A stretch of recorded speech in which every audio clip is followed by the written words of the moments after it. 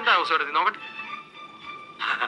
House എടുത്ത് എന്നൂല lipstick ഇടാൻ തുടങ്ങിയേ. പോകാവാ, ഞാൻ ലിപ്സ്റ്റിക് ഒന്നും ഇടാറില്ല. പിന്നെന്താ ഇത്? ഓ പിടികിട്ടി. നന്ദേട്ടാ, എന്താ? ഒരു മിനിറ്റ് ഇങ്ങോട്ട് വന്നേ. എന്താടാ ചെരുപ്പ് യമുന റാണിക്ക് കൊണ്ട് കൊടുത്തോ? ആ യമുന റാണി ഇപ്പം മനസ്സിലായി. ഈ നാട്ടിൽ യമുന റാണി അല്ലാതെ മറ്റാരാ ലിപ്സ്റ്റിക് ഉപയോഗിക്കുന്നത്? ഇതേത് യമുന റാണിയുടെ ലിപ്സ്റ്റിക് അല്ലേ? നോക്കിയേ. നോക്കട്ടെ, ശരിയാണല്ലോ. അന്ന് യമുന റാണി ഇവിടെ വന്നപ്പോൾ ഇതേ കളർ ലിപ്സ്റ്റിക് ആണല്ലോ ഇട്ടിരുന്നത്, അല്ലേ ആനന്ദം? അതെ ചേട്ടാ, ഇതെങ്ങനെ നന്ദേട്ടന്റെ ഷർട്ടിൽ വന്നു? എങ്ങനെ വരാം? യമുന റാണിയുടെ ബെഡ്റൂമിൽ പോയി രണ്ടുപേരും കൂടെ തമാശ പറഞ്ഞ് ഡ്രസ്സിംഗ് ടേബിളിൽ ഇരുന്ന ലിപ്സ്റ്റിക് അറിയാതെ കൈതട്ടി താഴെ വീണ. അങ്ങനെ വരാൻ വഴിയില്ല.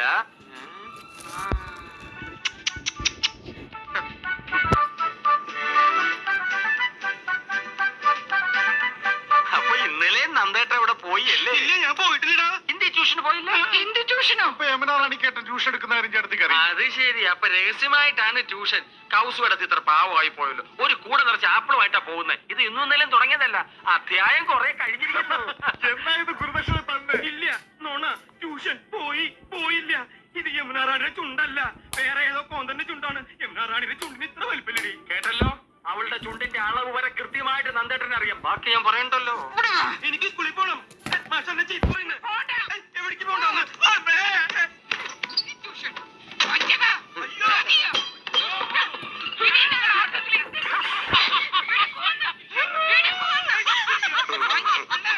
അല്ലാതെ ചിരിക്കണ്ട.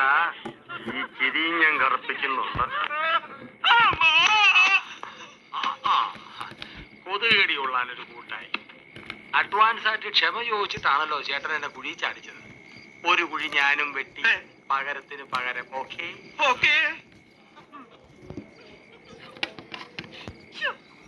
എന്താ ഇത് കൃഷ്ണേട്ടാ?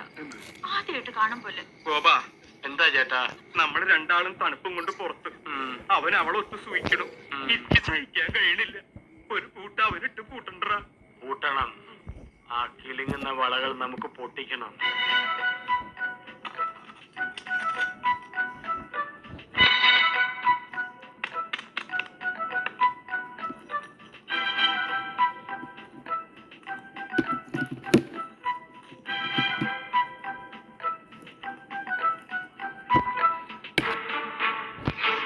ലോകം ജപിക്കുന്നു നിന്നാമം പ്രേമപൂർവം.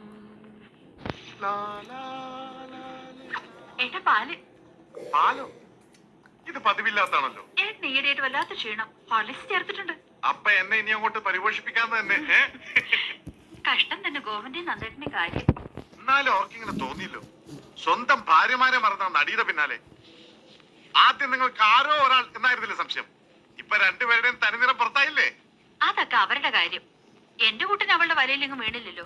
എനിക്കത് മതി. തൊട്ടടുത്ത് റോസാപ്പൂ വിരിഞ്ഞു നിൽക്കുമ്പോ ആരെങ്കിലും കടലാസ് പൂ അന്വേഷിച്ചു പോവോ? ആ നന്ദേട്ടനും കോപന് പടുവിട്ടികളാ.